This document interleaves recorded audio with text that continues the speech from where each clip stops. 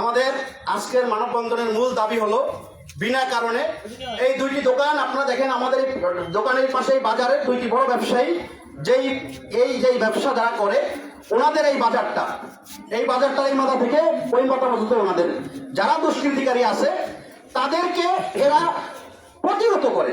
এরা বাজারে চাঁদা নিতে আসে, এরা অপকর্ম করে, এরাও বিএনপি করে, এরা বিএনপি ফ্যামিলির লোক।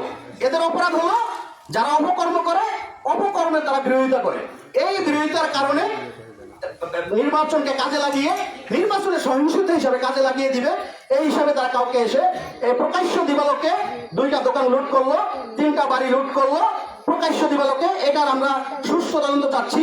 এবং এই নোমান চেয়ারম্যান নাকি বিএনপির জেলা মেম্বার, তার আমরা পদত্যাগ দাবি করছি। টোটাল এলাকাবাসী নোমান চেয়ারম্যানের পদত্যাগ চাই, নোমান চেয়ারম্যানের বহিষ্কার চাই, নোমান চেয়ারম্যানের বহিষ্কার চাই বিএনপি থেকে।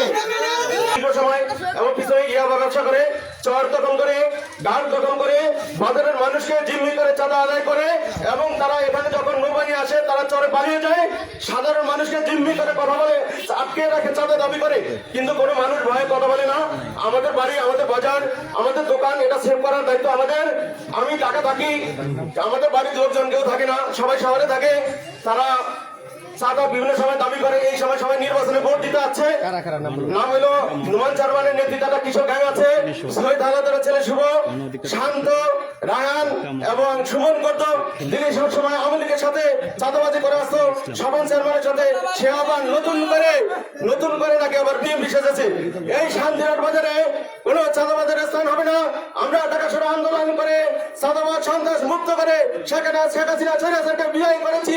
কিন্তু আমার এই জন্মভূমি এই শান্তিরহাটে কোনো চাঁদাবাজের স্থান হবে না। আপনারা যারা আছেন, আমার ভাই চাচা আঙ্কেল, এখানে সবাই পাশের লাঠি রেডি রাখবেন। এই চাঁদাবাজদেরকে এই বাজারে উঠতে দিবেন না। আর নোমান চেয়ারম্যান একজন সন্ত্রাস। আমি দেশনায়ক তারেক রহমানের কাছে উদাত্ত আহ্বান জানাচ্ছি এবং আব্দুল রহমান নবনির্বাচিত এমপি তার কাছে উদাত্ত আহ্বান জানাচ্ছি, এই নোমান চেয়ারম্যানকে দল থেকে বহিষ্কার করে অবাঞ্ছিত ঘোষণা করা হোক। আজ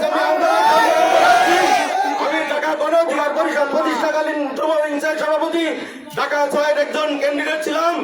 আমি ইশরাক হোসেন সাহেবকে সমর্থন দিয়েছি, কিন্তু আমরা চাঁদাবাজ সন্ত্রাস মুক্ত আশা করেছি।